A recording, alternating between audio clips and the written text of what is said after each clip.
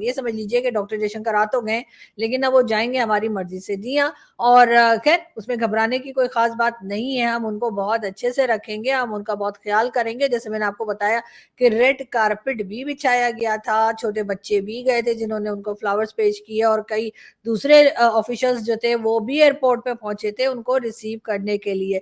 Doctor Jaishankar के चेहरे पे बड़ी खूबसूरत सी स्माइल थी। चलो अल्लाह करे उसकी जान बचे, यहाँ पे आया तो भाई अल्लाह ऐसी बातें ना करे। वो होता ही ऐसे ही है बेचारा, वो भी बचे। अगर वो मर गया भाई फिर तो गया, फिर तो और बुरे हालात हो जाएंगे पाकिस्तान। खुशाइन बात तो खैर नहीं है। बहरहाल ये इस तरह है कि पहले भी वो 9 साल पहले आए थे तो पहले भी वो छोड़ के चले गए थे। अब उनको ये लेसन रीड करना चाहिए और उसका प्रॉपर तैयारी करनी चाहिए कि जी उनके साथ बात कैसे करनी है।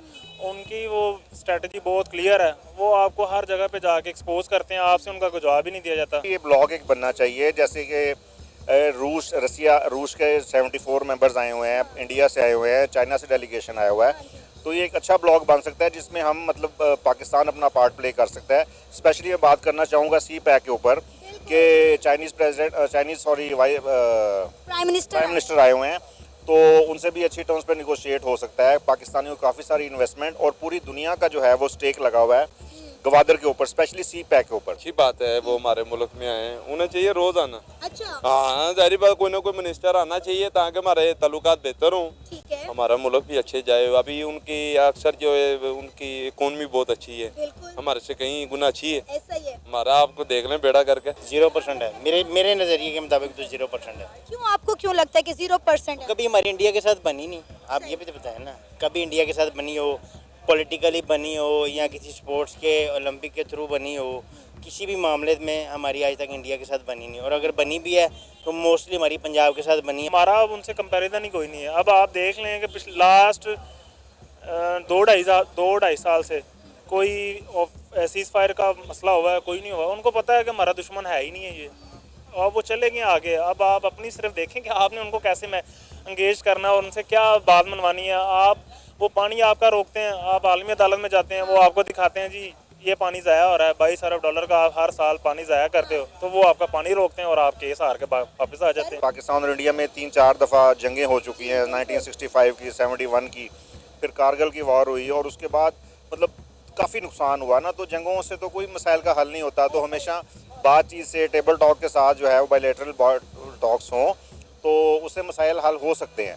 तो कश्मीर का भी जो इशू है वो ज़ाहिर है वो तो है ही है, लेकिन उसके साथ हम जो बेनिफिट्स ले सकते हैं वो हमें लेने चाहिए। भारत की तरफ से कोई भी फॉरेन मिनिस्टर 10 साल के बाद आए। अब पता नहीं आप लोग 10-10 साल, 11-11 साल तक क्यों रुके रहे? इसलिए कि हमारी कंट्री तो देखने के लायक है और मेरा ख्याल है हर साल आना चाहिए।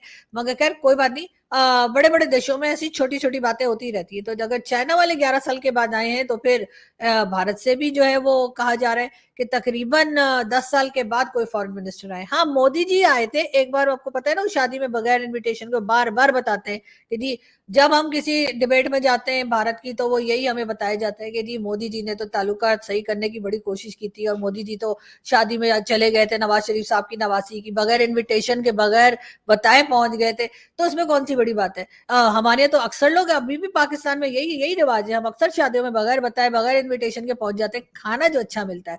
तो यही वजह है कि मोदी जी ने भी कहीं और जा रहे थे, उन्होंने सुना होगा कि जी मियाँ नवाज शरीफ के फैमिली में कोई शादी हो रही है और नवाज शरीफ साहब का खानदान वैसे ही बड़ा मशहूर है खाने पीने में, इसलिए कि वो चाहे जेल में जाएं, चाहे लंदन जाएं, चाहे सऊदी अरबिया जाएं, वो अपना कुक साथ ले जाते हैं। मैंने ये सुना है, पक्की खबर है, आप लोग चेक कर लिएगा। तो उन्होंने कहा है कि वो जहां भी जाते हैं नवाज शरीफ साहब अपना कुक साथ ले जाते हैं, इसलिए कि खाने के ऊपर वो कंप्रोमाइज नहीं करते। कंट्री में कर लेते हैं, कंट्री की खैर है, लेकिन खाने के ऊपर नहीं करते। तो इसलिए वो लंदन भी अपना कुक लेकर जाते हैं। सऊदी अरब जब 10 साल के लिए गए थे मुशर्रफ साहब के जमाने में, जब 10 साल के लिए यहाँ से वो दौड़ गए थे, तब भी वो कुक साथ लेके गए थे।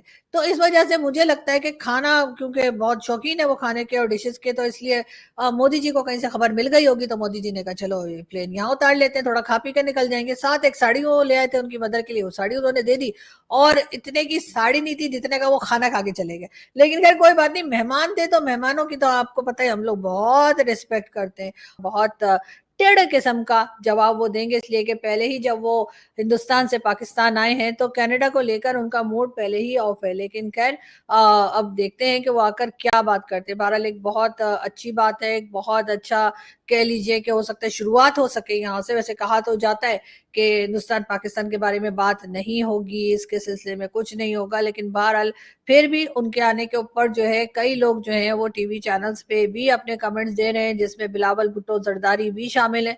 जो लास्ट टाइम जब एससीओ हुआ था गोवा में तो बिलावल भुट्टो गए थे, और वहां पर जब बिलावल भुट्टो ने बात की थी तो उनकी बातचीत लोगों को कोई खास पसंद नहीं आई थी, और कहा यह गया था हिंदुस्तान की तरफ से, बल्कि अभी तक हमारे कुछ दोस्त कहते हैं कि जी आप यहाँ से बिलावल भुट्टो आए थे और उन्होंने बड़ी सख्त किस्म की बातें की थी, ऐसी बातें की थी जो हमें पसंद नहीं आई। तो मैंने कहा ठीक है, वो आपके मेहमान थे, उन्होंने आके इस किस्म की बात कर ली। अब डॉक्टर जयशंकर हमारे मेहमान है, और अगर वो चाहें तो वो भी पाकिस्तान के बारे में जो कहना चाहते हैं वो कह सकते हैं, उनको ना कोई रोकेगा ना कोई टोकेगा, हम बिल्कुल सुनने के लिए तैयार हैं।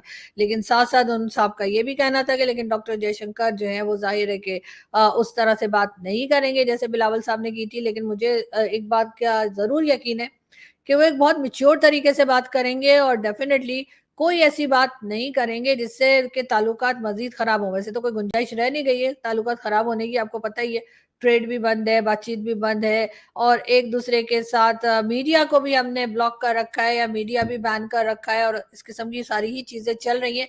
लेकिन कहीं ना कहीं अगर हम देखें कि ईरान और इजराइल के बीच में जो टेंशन चल रही है उसको देखते हुए लगता ही है कि इस रीजन में जो बाकी की कंट्रीज हैं उनको आपस में थोड़ा सा एक दूसरे को टॉलरेट करके थोड़ा सा आपस में एक दूसरे के साथ बातचीत जो है वो कर लेनी चाहिए। लेकिन क्या जाते जाते अगर पाकिस्तान की अथॉरिटीज वाकई में सीरियस है और हम चाहते हैं कि भारत के साथ हमारे ताल्लुकात अच्छे हों, क्योंकि जाहिर है भारत कई चीजों में हमसे आगे जा रहा है और पहले भी रहा है, जिसमें कि इकोनॉमी भी है, फॉरेन पॉलिसी भी है, जो हम हमेशा अप्रिशिएट करते हैं, और फॉरेन पॉलिसी में डेफिनेटली डॉक्टर जयशंकर का एक बहुत इंपॉर्टेंट रोल है। तो अगर पाकिस्तान के लोग चाहते हैं, पाकिस्तान के वो लोग जो कि मुल्क को चलाते हैं, जो पॉलिसीज बनाते हैं, अगर वो चाहते हैं कि भारत के साथ टर्म्स ठीक हो जाए तो उन्हें क्या करना चाहिए, मैं पहले भी अपने शो में बता चुकी हूँ। जब डॉक्टर जयशंकर वापस जाएंगे, जो कि मेरा ख्याल है कि वो वेडनेसडे को जाएंगे या फिर हो सकता है थर्सडे को जाएं, क्योंकि 2 दिन की तो मीटिंग है, तो मेरे ख्याल है कल नहीं जाएंगे, उससे नेक्स्ट डे शायद जाएं, या हो सकता है रात को ही निकल जाएं, कोई पता नहीं। तो उनके साथ डॉक्टर जाकिर नाइक, जी हाँ वो जाकिर नाइक साहब, वो जो पाकिस्तान पहुंचे हुए हैं और न जाने क्या आए बाएं शाएं कर रहे हैं, उनको जी उनकी आए बाएं शाएं मजीद ना सुनी जाए और डॉक्टर जयशंकर के हवाले कर दिया जाए और कहा जी इनको ले जाइए, ठीक है, इनको ले जाइए, और इसके बाद आपने इनकी जो कुट लगानी है वो लगाइए, हमारी तरफ से ये आपके लिए न्यू ईयर गिफ्ट है। देखिए ना, कुछ महीने बाद न्यू ईयर तो आने ही वाला है ना, क्या अक्टूबर चल रहा है, फिर नवंबर दिसंबर फिर न्यू ईयर, तो बस अभी से दे दें न्यू ईयर गिफ्ट। और अगर उसके बाद भी डॉक्टर जयशंकर नाराज से लगे, आपको लगे कि भाई ये एक गिफ्ट से क्या होगा, 2 गिफ्ट तो होने चाहिए ना, तो फिर हाफिज सईद भी दे दीजिए, हमने क्या करना है, अचार डालना हाफिज सईद का, इतने दिन से हमने जो काम लेना तो हम ले चुके हैं, अब वैसे भी वो किसी काम का नहीं, तो उनको भी दे दीजिए। तो इससे होगा ये कि हिंदुस्तान पाकिस्तान के टर्म्स बेहतर हो जाएंगे, हिंदुस्तान को यकीन हो जाएगा कि पाकिस्तान पूरी तरह से हिंदुस्तान के साथ ताल्लुकात ठीक करने में सीरियस है, और सीरियस होने का सबसे पहला सबूत यही है कि हम यहाँ से जितने आलतू के फालतू के फालतू के आलतू के जितने लोग हैं ना, वो सारे उठाकर और डॉक्टर जयशंकर के साथ भेज दें। उसका 2 फायदे होंगे, एक तो ये कि हमारा एयर टिकट के पैसे बचेंगे हमारे, ठीक है ना, ऐसे अगर हम भेजेंगे तो एयर टिकट लेना पड़ेगा, और आपने तो देखा तो है जाकिर नाइक तो पहले ही रो के आधे हो गए कि जी मेरे से सामान के पैसे ले लिए। तो भाई सामान इतना लाए क्यों थे, किसके जहेज का सामान लाए थे, क्यों लेकर आए थे, इतना सामान क्या था उसके अंदर ये भी पता नहीं लग रहा, पता नहीं क्या चीज लाए थे, अभी तक हम लोग इसी खोज में लगे, और जैसे ही हमारे सूत्रों को पता लगा हम फट करके आपको बता देंगे, इसलिए कि अभी तो हमें खुद समझ नहीं आ रही कि आखिर लाए क्या है वो। लेकिन खैर वो सामान को छोड़िए, उनके वो तो कुछ ना कुछ पता लग ही जाएगा, लेकिन बात ये है कि उससे होगा ये कि एयर टिकट बचेगा, और जो इंडियन एयरफोर्स के प्लेन में आए हैं डॉक्टर जयशंकर, वो उसी में उनको ले जाएंगे, अगर साथ नहीं बिठाना चाहते तो लगेज में डाल दिएगा, उसमें क्या है भाई, डॉक्टर जाकिर नाइक को वैसे भी वो कहते हैं ना कि उनको आदत ही होगी इस तरह से बैठने की, तो वो लगेज में चले जाएंगे, और वो भी, और साथ में हाफिज सईद को भी हम दे देंगे, और अगर आपको मसूद अजहर चाहिए तो फिर सोचा जाएगा, फिर तो डील होगी भाई, अगर आपको मसूद अजहर भी चाहिए तो फिर इंडिया को हमें जो है कम से कम भी, आपके पास 4 ट्रिलियन हो गए ना, ऐसा करें उसमें से 1 ट्रिलियन हमें दे दें, हम 1 ट्रिलियन में भी गुजारा कर लेंगे, आप लोग तो फिर और कमा लेंगे ना, हमारे तो आपको पता है हम तो मांगे तांगे पे चलते हैं, कभी हमें कोई लोन दे देता है, कभी कोई लोन दे देता है, कभी कोई कहीं से हम डोनेशन ले लेते हैं, आप लोग तो मतलब कमा लेंगे। मोदी जी वैसे भी मैंने सुना है कि बहुत ज्यादा बिजनेस माइंडेड है, तो इस वजह से यही वजह है कि बहुत से बिजनेस कम्युनिटी के लोग भी जो है वो भी मोदी सरकार को सपोर्ट करते हैं, तभी वो बार बार जीत कर आ जाते हैं, वरना तो उनको मेरे ख्याल है एक बार के बाद दोबारा मोदी जी को आना ही कोई नहीं चाहिए था। लेकिन खैर अब उनका 3rd टर्म चल रहा है, और उसके साथ ही हम देख रहे हैं कि कई बिजनेस कम्युनिटी के लोग जो हैं, चाहे वो अंबानी हो, अडानी हो या कोई भी, वो सभी मोदी जी की मदद कर रहे हैं उनकी गवर्नमेंट चलाने में। तो बस वो ये लोग काम वाम करके जो है वो फिर कमा लेंगे 1 ट्रिलियन। ऐसी कौन सी बड़ी बात है, 1 ट्रिलियन क्या होते हैं, कुछ भी नहीं होते, हाथ का मैल है, यूं करे तो 1 ट्रिलियन निकल आते हैं। तो आप लोग जो है ना वो 1 ट्रिलियन हमें दे दिएगा और हम आपके साथ, फिर आपके साथ मसूद अजहर को भी रवाना कर देंगे। हालांकि आप देखें कि जब ये अनाउंस हुआ कि एससीओ मीटिंग पाकिस्तान में होने जा रही है, उसके बाद से पाकिस्तान के हालात कुछ नासाजगार हो गए। कराची एयरपोर्ट पे जो ब्लास्ट हुआ उसके नीचे में 2 चाइनीज मारे गए। चाइना ने अपने लोगों को वार्न भी किया कि भाई कोई पाकिस्तान ट्रैवल नहीं करेगा, लेकिन उसके बाद भी Chinese minister, Chinese president Pakistan आए। तो बड़ी, मेरा ख्याल है हमारे लिए बड़ी बात है कि हमने उन्हें 2 डेड बॉडीज का तोहफा दिया एससीओ मीटिंग से पहले, लेकिन उसके बावजूद भी वो जो है पाकिस्तान में आए हैं एससीओ मीटिंग को अटेंड करने के लिए। उन्होंने एक अच्छा, मैं कहती हूँ, दोस्त होने का जो है फर्ज निभाया है। जी ऐसे ही है। चाइना का असल में बहुत बड़े स्टेक्स है हमारे साथ, उसने काफ़ी ज़्यादा इन्वेस्टमेंट की हुई है, अरबों डॉलर की इन्वेस्टमेंट उसने हमारे साथ की हुई है, और उसकी प्रोडक्ट्स को जो है वो अप्रोच मिलेगी सारे यूरोप को, पूरी दुनिया को, और वो एक अच्छा उसकी कॉस्ट कटिंग होगी। ये दोनों मुल्कों के बेनिफिट्स के लिए है। स्पेशली CPEC 2 का जो प्रोजेक्ट आ रहा है जिसमें इंडस्ट्रियलाइजेशन होगी, सिर्फ सड़क बनाना हमारा काम नहीं है, हमारा काम है कि उसमें से रेवेन्यू जनरेट करें ताकि पाकिस्तान के हालात मज़ीद बेहतर से बेहतर हों।